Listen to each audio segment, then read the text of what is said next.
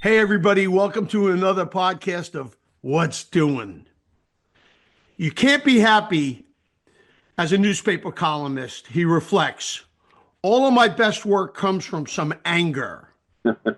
If you go up to Jimmy Breslin, he's as pissed off today as he was 30 years ago. That's the fire you want to have in your writing. This is Carl Hiaasen reflecting about Jimmy Breslin and writing a newspaper column. Welcome, Carl. Thank you for having me on. Hey, how did you guys meet, you and my father?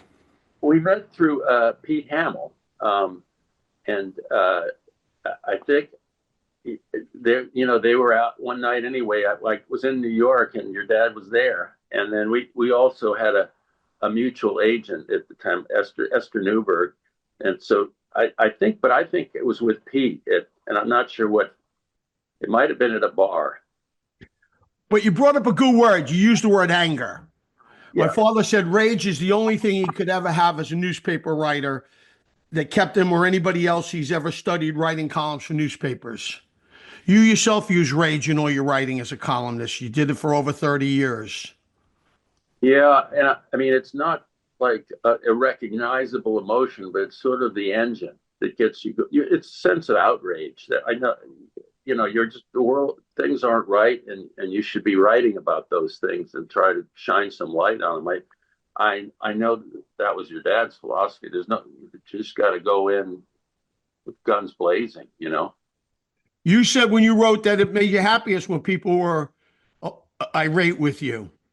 Well, I think what I said was I knew I was doing my job. If that's, if you take an opinion, and this is going back, and your dad, Jimmy knew it better than anybody.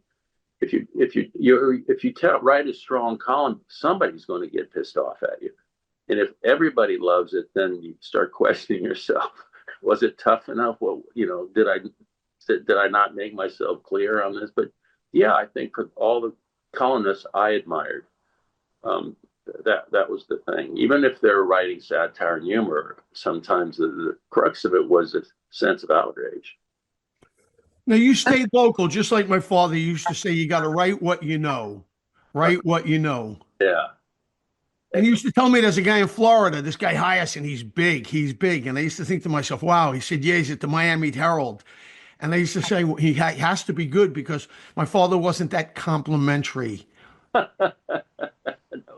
Oh, he wasn't. he And he thought highly of you. he wasn't, but it was so much fun. At one time, he came down. Were you with him when he came down there? He was looking for this gangster, and he was. I hope I didn't know him. I didn't know how to introduce him or anything. Not, and I, uh, Jimmy came down there on the prowl and just showed up on Fort Lauderdale Beach. This was before cell phones, but he had given me a rough idea where he was. And I'm walking along, and there's a car going by, and he's literally hanging out the window yelling, "Hiaasen, Hiaasen." So he was a piece of work. Man. Everybody loved him. Well, not everybody he wrote about loved him, but everybody in the business. Well, that's just, you brought up a good point. He didn't want to be liked. Did you want to be liked when you wrote your newspaper column? No, I wanted people to read it and think about it. You're right. I didn't think about, but I didn't want. I know I wasn't in it for the warm and fuzzies. Space is too valuable. I did. I told my editor if I, you know, if I ever write a column about my dog, just come up behind me in the newsroom and grab me by the neck and throw me out of the building. If I get to that level where I start writing about my pets, then yeah. Well, exactly, because my father said, I'm a reporter. You shouldn't be comfortable unless everybody's against you. Then you know you're right. Yeah, I mean, yeah. I mean, it's hard to explain where that feeling comes from, but I think it's just what a true honesty about what your job is, and you don't be under delusions that you always feel like, at least I did with the comedy, you're writing for people who don't necessarily have a voice or who are thinking the same things and maybe are afraid to say it or who don't have any, they don't have an outlet for the same feelings you do. And so those, you're not writing for the powerful and the wealthy and the comfortable. Do you think today journalism schools or even social media has made everybody want to be maybe a little too nice or a little too complacent? I do. I do. I think because, when I mean, I retired in 2021. But, I mean, obviously there was social media, but I think now everybody's afraid that, if you write about Trump, the whole MAGA machine will call you out online and you know, torment you online. But my answer to that was, I don't read any of that stuff. I don't read the stuff posted online. Why would I? I don't think your dad did. So I remember getting asked in town, "Did you see that letter to the editor today about you?" And I said, "No." And why would I read it? I'm working. you know. Excellent point. You know, my father used to have, when he'd go to his office, it was cluttered. There was, no exaggeration, hundreds, maybe boxes of letters to him, hate mail. Jimmy Breslin, I'll kill you. Jimmy Breslin, you're a piece of this, that. And he didn't look at, I don't think he ever read one letter in his whole career. No, because He was too busy working, just like you, doing the legwork. they're working and it's distracting. And so they've written a letter or their email or post and they've gotten it off their chest. Good, but move on. We're moving on. I mean, that's just the way you have to think about it. Hey, Carl, I say this a lot because Trump has become so monumental in every way.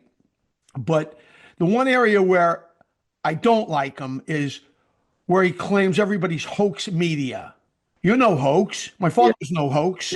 No, and he says that it's just a line that he's remembered from somebody to say you always blame the media, fake media, legacy media. Where I'm from in Florida, Ron DeSantis does the exact same thing. It's like they all got the same memo that when you get caught doing something, just say it's fake news or it's hoax, and just walk away from the question. That's kind of exactly the playbook that a lot of people are using now because it has worked for Trump. I mean, it worked. I don't know. It doesn't work for long because, judging from the polls, people are sort of finally catching on. But yeah, I mean, I think that, Since when are reporters supposed to back down? well, they're not. But I mean, if you only if you have the power to engage only with friendly news organizations and let them in the press pool, and you know that no matter what happens, they're going to spin it your way. That's not even You're not even dealing with journalists at that point. You're just dealing with lackeys who want access to you, but they're not going to ask you any tough questions. And that's what a lot of politicians, they don't want to be one-on-one getting tough questions or being written about, but that's been going on for forever. So, Kevin, it's been going on, way before Trump. You had politicians taking that stance. Well, I know because my father used to tell me the function of a newspaper is to comfort the afflicted and afflict the comfortable. Right. And I Yeah. think Trump doesn't like anybody coming at him. I'd say he's rather comfortable, but he's devalued and demeaned a profession. And I'm amazed that some editors even acquiesce. It's sickening. It's sickening. I mean, I'll just use the Washington Post as one example of a 180-degree turn in their opinion pages and their columnists, and people are leaving because, and for several years, Bezos didn't really interfere hardly at all. I have friends there and friends on the investigations team. He'd actually beefed up the investigations team, and then this complete capitulation, this, I'd say all these, the way I always say is that they all put their knee pads on for Trump, and I don't understand what they would have to fear unless it's some sort of corporate antitrust action. It's got to be about money, right? It's got to be about. It's always follow the money. I understand that. But you have to know, as my father always told me, and I love to put in his quotes because we share them with the audience. He said, our duty as journalists is to ask the tough questions, challenge authority, and hold those in power accountable. Now, if you're a writer and you don't do that, I think you should find another profession. Exactly. But I don't know, but you do watch many of the, I don't watch a lot of the news show, like the Meet the Press and those in the mornings on Sunday, for example, because each administration sends out its own lackeys to pitch, and sometimes the questions are pretty tough, but they almost never get answered. You never, these people, the reason they're out there is they're slick at dodging answers, and I just think for me it's a waste of time to sit there and watch. It's a little charade. If we're hoping for honesty, especially out of this administration right now, I don't, I mean, I Look, don't. I was thinking about you. You had a horrible, and I was careful about this, but I mean, we talked about social media. We talked about people resenting journalists, and you put this all journalists to bed. They're an enemy of the government, an enemy of the people. Hardly. I mean, you had the most horrible situation happen in your family with your brother. Yeah. I mean, journalists, you don't play around in this area. I'm sorry. It's no, and that that was your brother was killed in the newsroom, in case people don't know, and it was a targeted attack against that newspaper. He was one of 5 people that were killed, were shot, but it had been in motion for years. The guy who did it was angry about a column that had been written, not about my brother. The columnist was no longer at the paper anymore, but it happened to be an absolute factual column about a stalking case that this guy was involved in. He kept suing and trying to get retribution, but he was sending threatening messages to the editors before, a year before this happened. But no, and that was, they were the enemy, and the news, it was all the newspaper's fault, and so, yeah, it was horrible.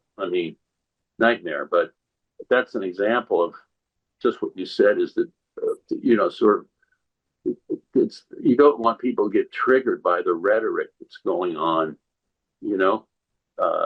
when people, and nowadays I feel it feels like more people will act on things like that. In the old days, you're just sort of bitching and moaning, but these are people, you get a nutcase with an arsenal, they're going to act out on it, and that's just a tragedy. And to vilify the media.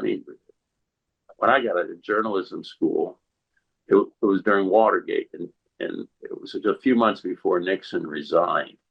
But I remember, the goons that he had out there blaming the press for everything.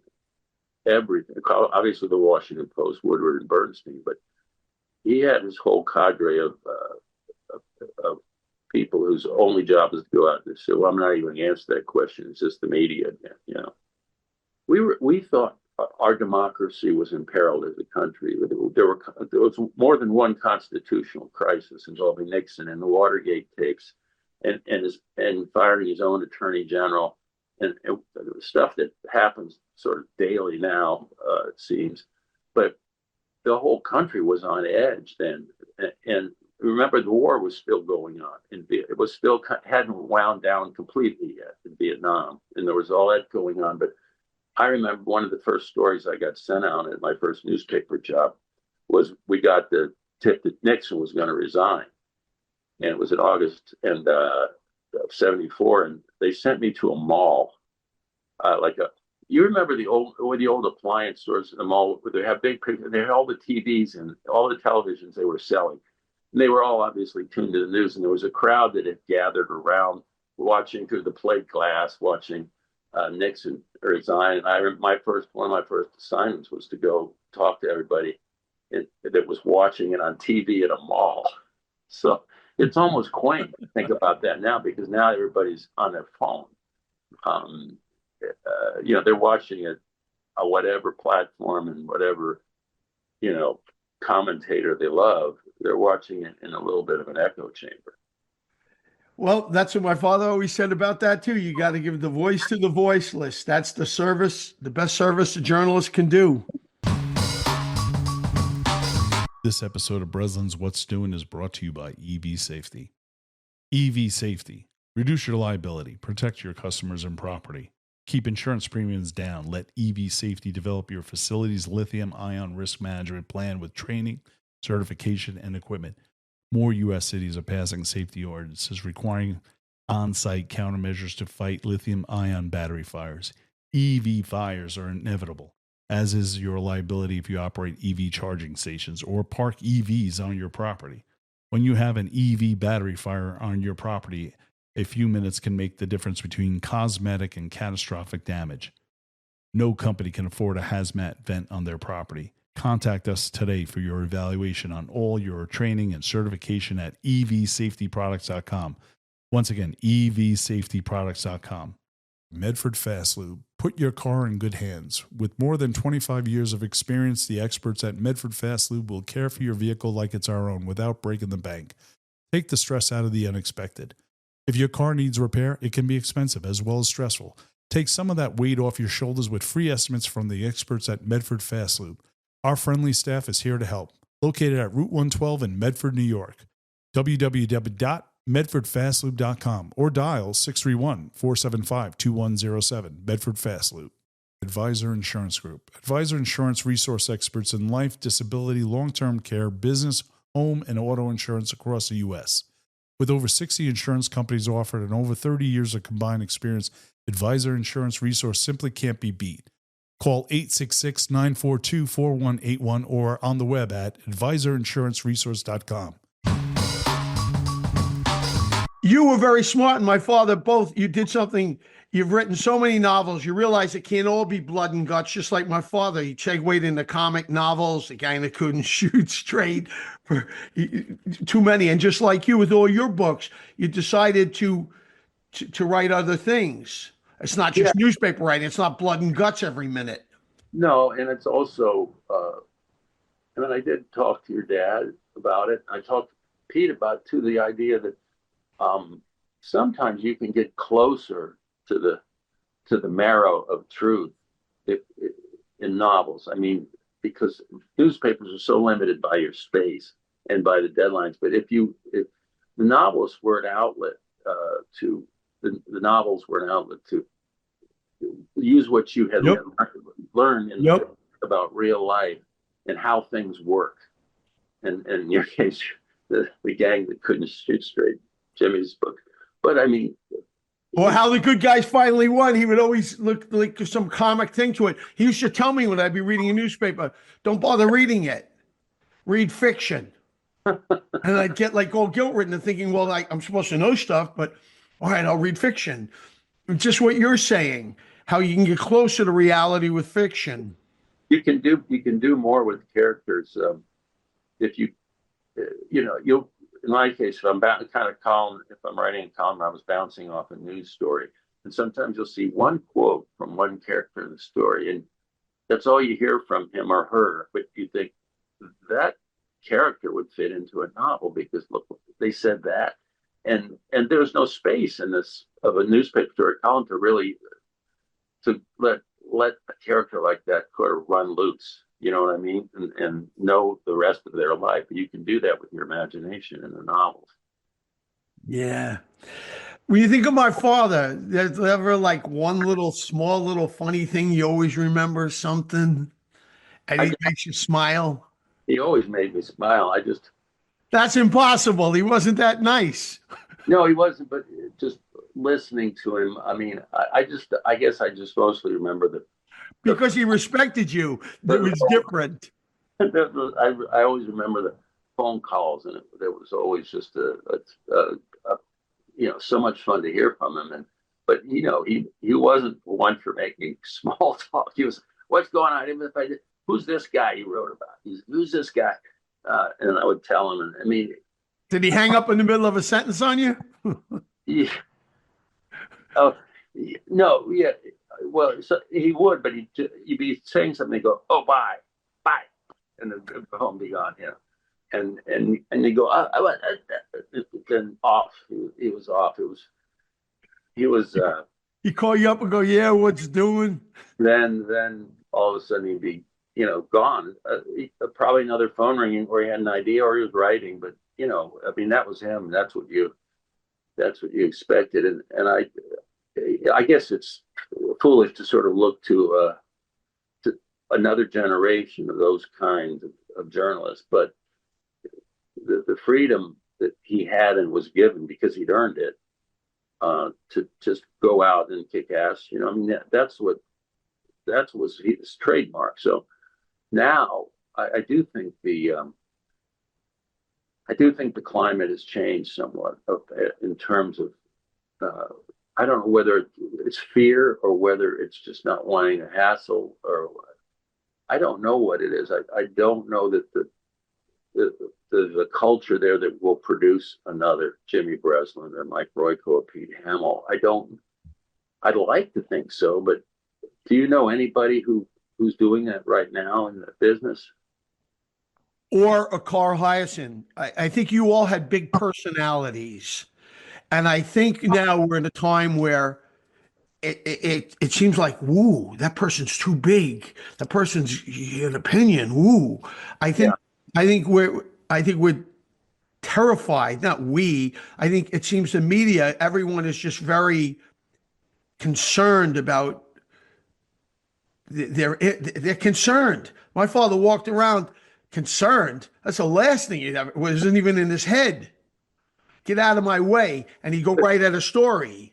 But look what's happened to this. Now they're all afraid to go write at a story. Oh, I got to call my editor first. I have to get approval from my editor. I have to get approval of the publisher. This, that. By the time you're done with it, it's a waste of time. The whole idea. They've blown the original idea.